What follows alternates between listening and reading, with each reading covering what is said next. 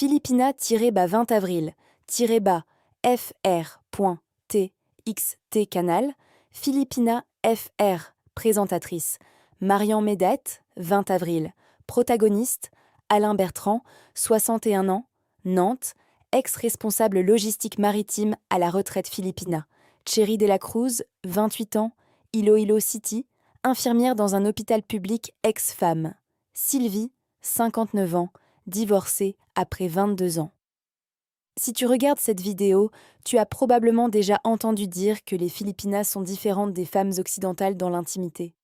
Ce que ça veut dire concrètement, pas dans le sens vulgaire mais dans le sens humain et culturel, Alain, 61 ans, de Nantes, l'a découvert d'une façon qu'il n'avait pas anticipée. C'est son histoire. Iloilo City, peu avant l'aube. La ville dort encore. Dans l'appartement au 3e étage, la fenêtre est entr'ouverte, il entre une légère brise marine et, de temps en temps, le bruit d'un tricycle qui passe au loin. Alain Bertrand est allongé sur le dos, les yeux ouverts, et il pense. Chéri dort à côté de lui. Sa main repose sur son torse, pas posée intentionnellement, simplement là, comme si elle avait atterri dans son sommeil et décidé de rester. Sa respiration est régulière. Elle semble dormir profondément. Alain pense à Sylvie. 22 ans, 2 fils, une villa à la Baule qu'ils ont vendue dans le divorce. La vie avec Sylvie était une gestion d'agenda, efficace, organisée, avec ses zones à elle et ses zones à lui, ses soirées et ses siennes, ses espaces de sommeil bien délimités, pas froides, professionnels. Comme les dossiers de logistique qu'Alain avait gérés pendant 30 ans dans la marine marchande. Et maintenant, il y a 7 mains sur son torse. Et il ne sait pas quoi en faire. Voilà l'histoire d'Alain. Je suis Marian May, je suis Filipina, et depuis des années je parle des choses que les guides ne disent pas sur les Philippines. Aujourd'hui je vous parle d'Alain, d'un homme qui a découvert que l'intimité peut fonctionner différemment, et que ce différemment peut transformer quelque chose en soi. Ce n'est pas une vidéo sur les performances ou les techniques, c'est une vidéo sur la culture, sur ce que les Filipinas portent dans l'intimité qui vient d'un endroit profond, la religion, la famille, une certaine façon d'être avec les autres. Si cette vidéo vous apporte quelque chose, abonnez-vous. Ça compte pour moi plus que vous ne l'imaginez. Alain Bertrand, 61 ans, né à Saint-Nazaire, fils d'un charpentier de marine et d'une caissière de supermarché. Il avait fait un BTS logistique, puis un poste chez un armateur nantais, puis 30 ans à gérer des flux de conteneurs, des rotations de navires, des chaînes d'approvisionnement qui traversaient aux 3 océans. Il connaissait les Philippines comme un point sur une carte. Manille, Cebu, les îles Visayas, les ports. Il y avait fait escale 2 fois, des années plus tôt, sans jamais descendre vraiment à terre. Le divorce avec Sylvie était arrivé quand les fils avaient 20 ans et 22 ans. Assez grand pour que personne ne soit blessé dans la structure visible, mais assez présent pour que le silence de l'appartement résonne différemment. Alain s'était retrouvé avec sa retraite, son appartement dans le quartier d'Aubrey et un agenda soudainement vide. Un collègue lui avait parlé d'Iloilo City. Pas Manille. Trop grande, trop chaotique. Pas Cebu, trop touristique. Iloilo, une ville de taille humaine avec une université, un waterfront soigné, un peuple connu pour être parmi les plus accueillants des Philippines. Il avait réservé pour 3 semaines. Il était arrivé en décembre. Iloilo en décembre est une période de fête. Pasco, Noël, qui commence dès septembre aux Philippines et culmine dans les rues illuminées, les chants dans les marchés, les familles qui traversent la ville à toute heure. Alain avait trouvé ça bruyant au début, puis agréable, puis fascinant. Il avait rencontré Chéri à la 4e semaine. Il avait prolongé son séjour d'1 semaine supplémentaire sans vraiment savoir pourquoi. Il cherchait un médecin pour un contrôle de tension. De l'eau et de la chaleur l'avaient légèrement déshydraté. On lui avait indiqué un hôpital public proche de son guest house. C'est là qu'il avait croisé Chéri. Elle était infirmière dans le service des urgences. Elle l'avait vu entrer avec son air légèrement perdu et avait dit en anglais « Vous avez besoin d'aide ?» Il avait dit « Tension ». Elle l'avait orienté, accompagné jusqu'au bon médecin et ensuite, dans le couloir, en attendant, avait engagé une conversation qui avait duré jusqu'à l'heure de sa pause. Cherry avait 28 ans. Originaire d'une ville plus petite dans la province d'Iloilo, elle avait étudié les soins infirmiers à l'université d'Iloilo City et travaillait maintenant dans ce service depuis 3 ans. Elle voulait se spécialiser en soins pédiatriques. C'était son projet à 5 ans. En attendant, elle travaillait des jours de 12 heures et rentrait à pied dans son studio à 15 minutes de marche. Alain lui avait demandé si elle connaissait un bon restaurant près de l'hôpital. Elle lui avait dit 3 noms. Puis elle avait dit: Si vous voulez, je vous montre lequel est vraiment bien, demain soir, si je ne travaille pas. Il avait dit oui. Le dîner du lendemain avait duré 3 heures. Cherry parlait anglais avec une précision qui venait d'une éducation soignée, et elle posait des questions avec le sérieux de quelqu'un qui veut vraiment des réponses. Elle avait voulu savoir ce que c'était que de gérer des navires. Comment fonctionnait la logistique maritime? Pourquoi certains ports étaient plus importants que d'autres? Alain avait répondu à chaque question avec la précision d'un professionnel qui aime son métier. Et il avait réalisé qu'il n'avait pas parlé de son travail avec quelqu'un d'aussi curieux depuis des années. Cherry lui avait parlé de ses patients, de l'urgence la nuit, des familles qui attendirent dans les couloirs, d'un enfant de 7 ans qui était arrivé avec une appendicite grave et qu'elle avait accompagné pendant 22 heures consécutives parce qu'il avait peur et sa mère ne pouvait pas rester. Alain avait écouté et pensé: elle a le même rapport à son travail que moi. Ce n'est pas juste un métier, c'est une vocation. Il s'était de revu le surlendemain, et encore. Et Alain avait remis son billet de retour une deuxième fois. Je veux m'arrêter ici pour vous expliquer quelque chose avant d'aller plus loin. Ce que Chéri faisait naturellement, les questions précises, l'écoute totale, la présence sans agenda, ce n'est pas une technique de séduction. C'est une façon d'être qui vient d'une culture où l'attention à l'autre est une valeur fondamentale. Aux Philippines, il y a une notion qu'on appelle utang na loob, la dette du cœur. L'idée que quand quelqu'un vous donne quelque chose, de l'attention, de l'aide, du soin, vous portez cette dette, pas comme un fardeau, mais comme un lien. Chérie avait grandi avec ça. Elle écoutait Alain parler de logistique maritime parce qu'il lui en parlait, et parce que dans son système de valeurs, si quelqu'un vous parle de ce qui le passionne, vous lui devez votre attention. Ce n'est pas de la politesse calculée, c'est une civilisation du lien. Et Alain, après 22 ans avec Sylvie, où les conversations du dîner avaient fini par être des mises à jour administratives, a senti quelque chose se rouvrir en lui. Pas romantiquement d'abord, intellectuellement. Quelqu'un voulait savoir ce qu'il savait, quelqu'un était curieux de lui. C'est parfois tout ce dont un homme a besoin pour commencer à se sentir vivant. La première nuit, Alain me l'a décrite avec une précision qui dit à quel point il y avait pensé depuis. Chéri avait prié. Pas longuement, quelques secondes, les mains jointes, les yeux fermés, dans le silence. Alain avait regardé, un peu déstabilisé. Il n'était pas pratiquant. En France, la religion avait quitté son quotidien depuis longtemps. Il avait pensé: est-ce que je suis censé faire quelque chose? Elle avait ouvert les yeux et avait vu son expression. Elle avait souri et dit: je prie toujours. Ce n'est pas pour toi, c'est pour moi. Il avait dit: d'accord. Elle avait dit: merci de ne pas te moquer. Il avait dit: je me moquerai jamais de quelque chose qui te tient à cœur. Cette réponse, spontanée, sincère, avait changé quelque chose dans la pièce. Chéri avait regardé Alain différemment à partir de ce moment. Le Dieu des Philippins n'est pas dans les tableaux et les cathédrales. Il est dans les gestes du quotidien, dans la prière du matin, dans le signe de croix avant un repas, dans ce moment de connexion intérieure avant une nuit importante. C'est intime, personnel, ancré. Et pour une Philippina comme Chéri, inclure ça dans l'intimité n'est pas bizarre, c'est naturel, c'est être entière. Les femmes occidentales ne font pas ça, pas parce qu'elles ne croient pas, mais parce que la religion a été séparée du corps dans la culture occidentale depuis longtemps. Pour Chéri, il n'y a pas de séparation. Alain a appris à respecter ça, et en le respectant, il a accédé à quelque chose de plus profond. La main sur son torse, celle de l'aube du premier matin. Chéri dormait, il veillait. Il avait pensé: comment est-ce que quelqu'un peut dormir avec autant de confiance dans le corps d'un autre? Il avait réalisé après: c'est exactement ça, la confiance. Chéri ne dormait pas clinquée à lui par peur d'être seule. Elle dormait ainsi parce qu'être proche dans le sommeil est naturel pour elle. Les Filipinos dorment souvent en famille dans des espaces serrés. Frères et sœurs, parents, cousins, tous dans des configurations de proximité physique qui seraient inhabituelles en Europe. La frontière entre l'espace personnel et l'espace partagé est différente, plus perméable, plus douce. Sylvie dormait de son côté du lit, toujours, sans exception. C'était leur accord implicite. L'espace de sommeil était sa propriété, le sien était le sien. Ça fonctionnait.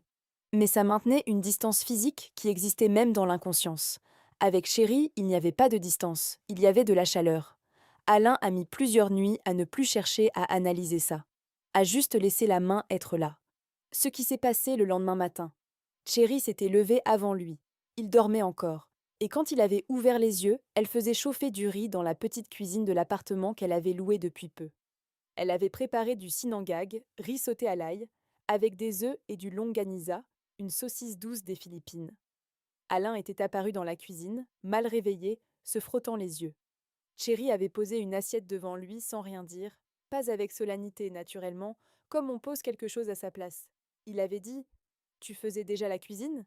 Elle avait dit: Tu avais l'air d'avoir faim hier soir, mais tu n'as pas fini le dessert. Ça m'a semblé logique de préparer un vrai petit déjeuner. Elle avait observé qu'il n'avait pas fini le dessert.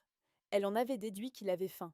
Et le lendemain matin, elle avait agi sur cette déduction. Ce n'est pas de la servitude.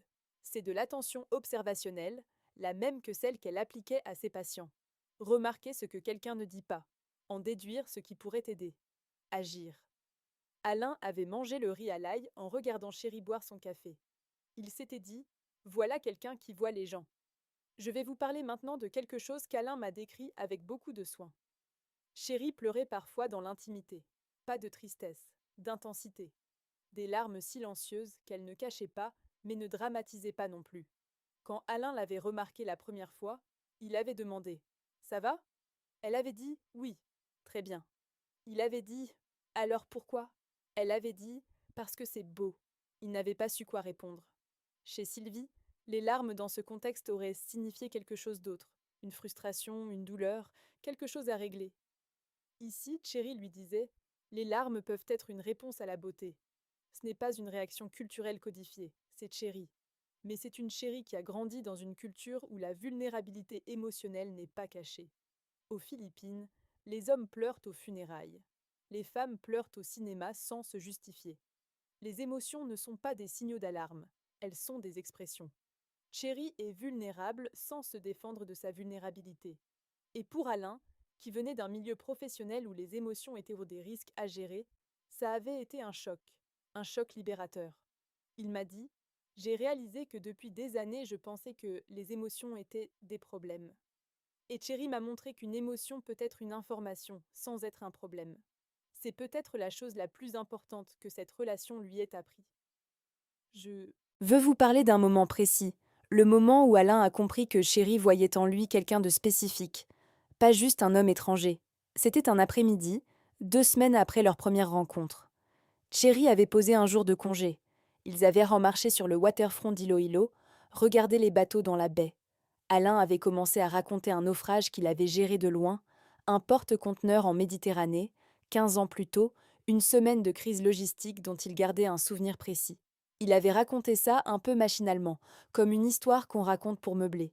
Chéri avait dit à un moment: Attends, tu as dit que le commandant ne voulait pas suivre le protocole. Qu'est-ce que tu as fait? Il avait dit: J'ai insisté.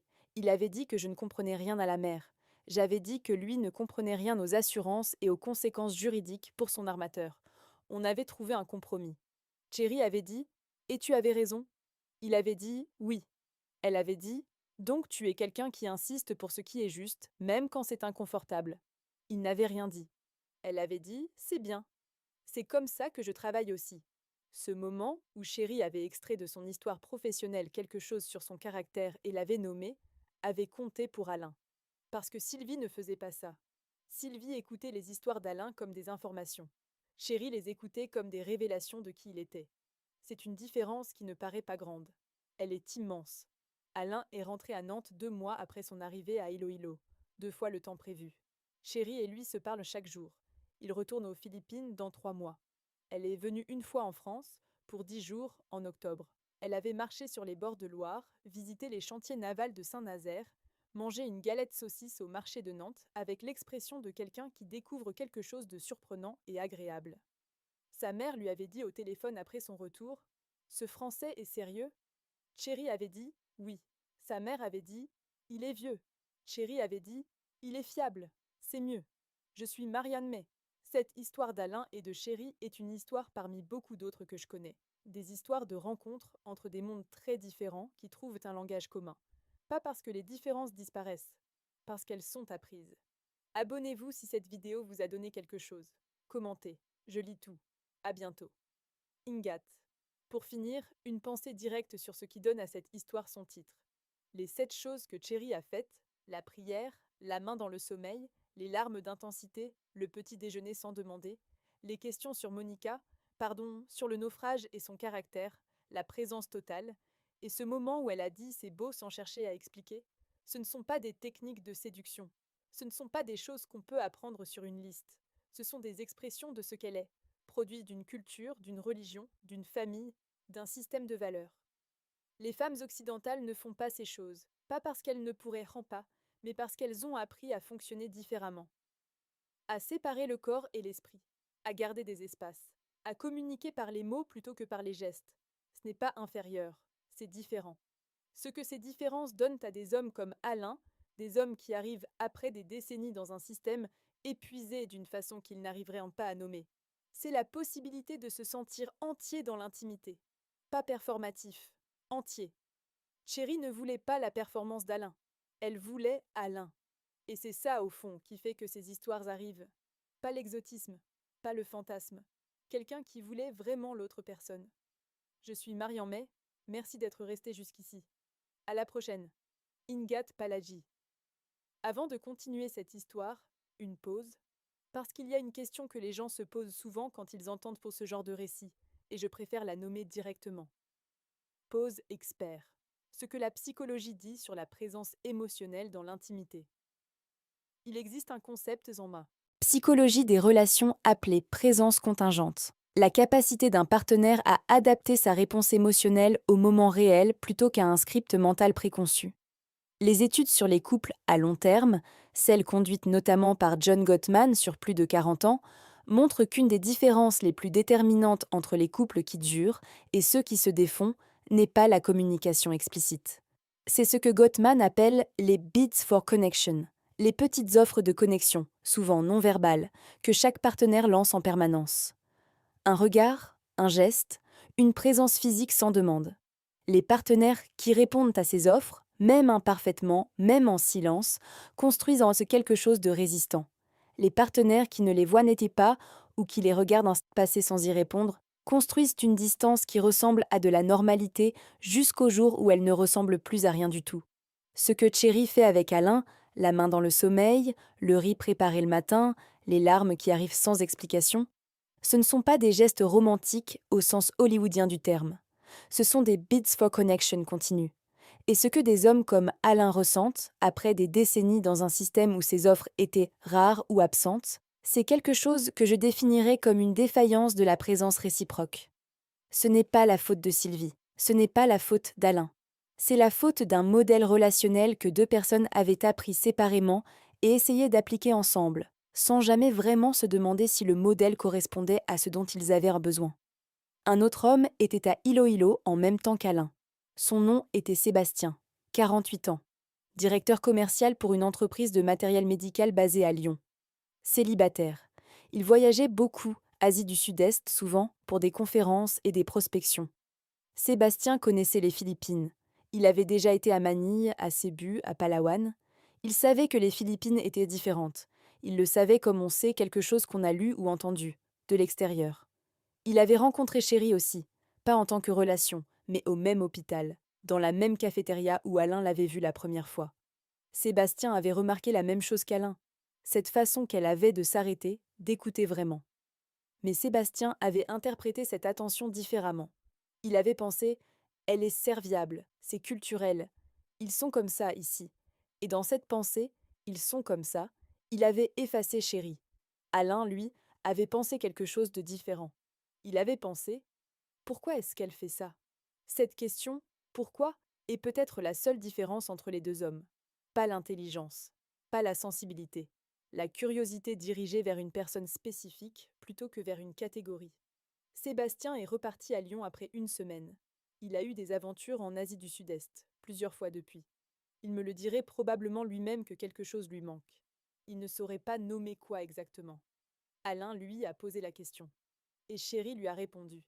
Il y a une scène qu'Alain m'a décrite et que je veux raconter ici, parce qu'elle montre quelque chose que les mots ne couvrent pas facilement. C'était leur 4e semaine ensemble. Alain avait eu une mauvaise journée. une de ces journées sans raison claire, où tout pèse légèrement plus que d'habitude, et où la légèreté du matin précédent semble appartenir à quelqu'un d'autre. Il n'en avait pas parlé. Il ne savait pas comment en parler d'ailleurs, pas avec Chéri, pas à ce stade, pas sur quelque chose d'aussi vague qu'une humeur. Ils avaient se manger ensemble. Il avait été silencieux, pas désagréable, silencieux. Chéri avait attendu, pas avec impatience. Avec ce que je décrirais comme une patience active, elle était là, disponible, sans pression. À un moment, après le repas, elle avait dit: Tu n'as pas à expliquer, je suis juste là. Alain m'avait dit: Ces 6 mots m'ont fait quelque chose que je n'arrivais pas à comprendre sur le moment. Ce qu'il lui avait été fait, je crois, c'est lui rappeler que la présence n'exige Pas de performance, que quelqu'un peut rester avec lui sans qu'il ait à justifier son état, que l'espace entre deux personnes peut être silencieux sans être vide. Avec Sylvie, les silences avaient toujours fini par devenir des questions. Qu'est-ce que tu as? Tu es fâché contre moi? Il faut qu'on parle. Les silences de Sylvie n'étaient pas malveillants. Ils étaient inquiets, anxieux, cherchant la résolution. Mais pour Alain, cette recherche constante de résolution avait transformé ses états intérieurs en problèmes à régler. Thierry avait dit: Je suis juste là, et c'était suffisant. C'est la 6e chose, la présence totale. Pas la présence de quelqu'un qui attend que ça se passe. La présence de quelqu'un qui choisit de rester dans l'inconfort avec toi sans te demander d'en sortir plus vite que tu ne le peux. Pause expert. L'intimité philippine et la culture du loub. En tagalog, la langue principale des Philippines, il existe un concept fondamental appelé loub. Le mot se traduit approximativement par intérieur, mais ce n'est pas simplement l'intérieur psychologique que nous comprenons en Occident. C'est l'intérieur moral, l'espace où résident les valeurs, les engagements, les relations authentiques d'une personne. Avoir du bon loub, magandang loub, signifie être quelqu'un dont l'intérieur est bien orienté, généreux, attentionné, fidèle aux relations. L'utang na loub, la dette du loub, la dette de l'intérieur, est le sentiment de gratitude profonde envers ceux qui ont contribué à votre loub, à votre formation en tant que personne. Ce n'est pas une dette financière, c'est une dette de présence, de soins, de relations.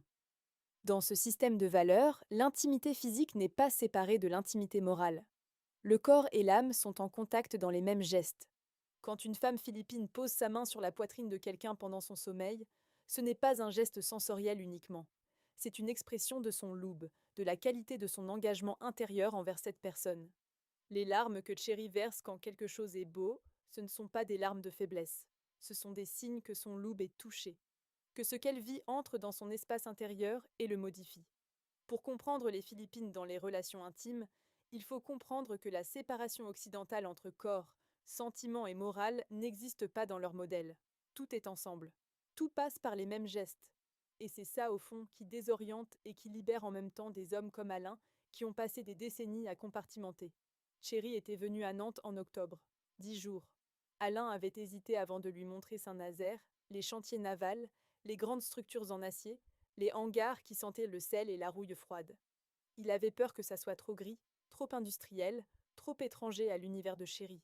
Il lui avait dit: C'est peut-être un peu ennuyeux pour toi. Elle avait dit: Montre-moi ce que tu aimais. Il avait montré. Ils avaient marché sur les quais pendant 2 heures. Chéri avait posé des questions sur les bateaux, pas des questions polies, des questions réelles. Comment on sait quand une structure est fatiguée? Comment est-ce qu'on calcule la résistance d'un métal sous des charges différentes? Est-ce que tu manquais ça après la retraite?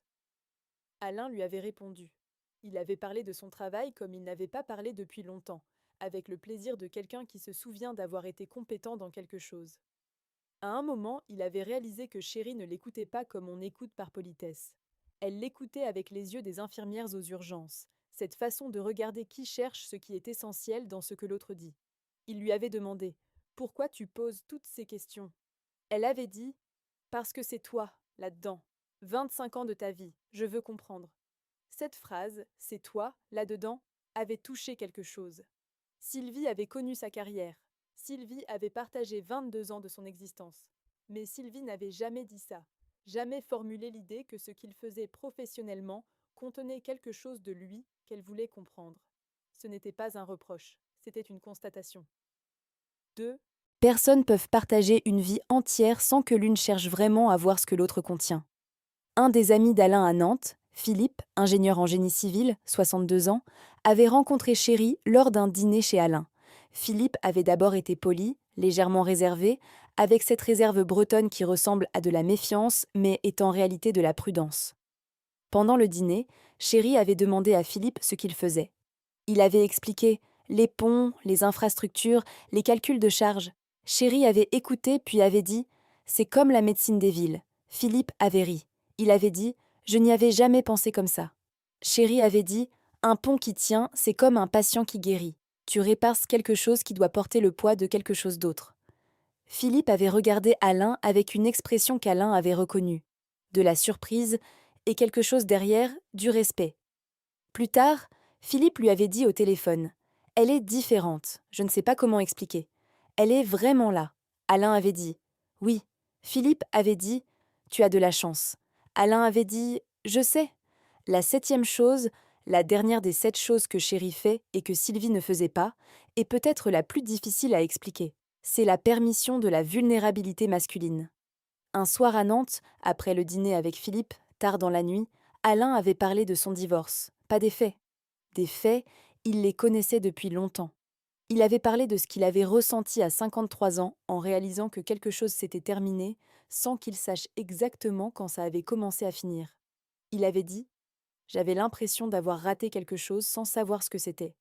Chéri l'avait écouté. Elle n'avait pas essayé de corriger. Elle n'avait pas dit « c'est normal ou ça arrive ».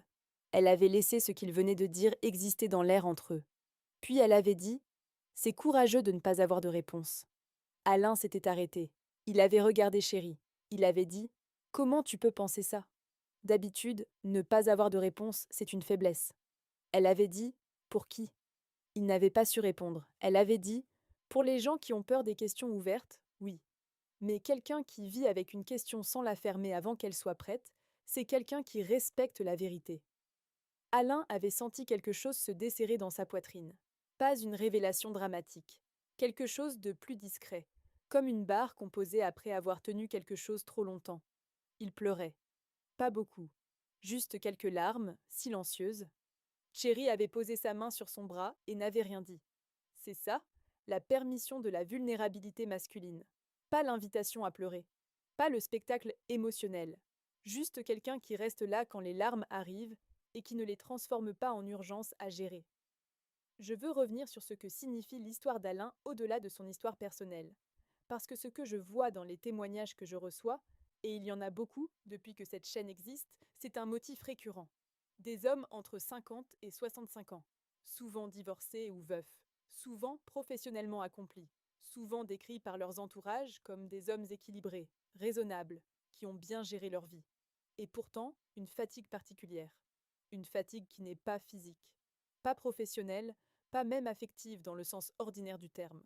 Une fatigue de la distance intérieure, de l'intimité gérée plutôt que vécue. Ce que ces hommes trouvent dans des relations avec des femmes philippinas, et ce n'est pas universel, ce n'est pas garanti, ce n'est pas automatique, c'est une façon d'être en relation qui ne sépare pas le corps, le soin, la présence et l'émotion en compartiments distincts.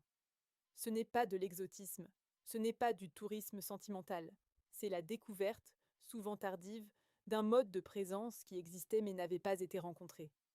Chéri n'a pas guéri Alain de son divorce. Elle n'a pas remplacé Sylvie. Elle n'a pas rempli un vide. Elle a été avec Alain d'une façon qui lui a appris quelque chose sur ce dont il avait besoin. Et sur ce qu'il était capable de recevoir quand quelqu'un lui offrait vraiment.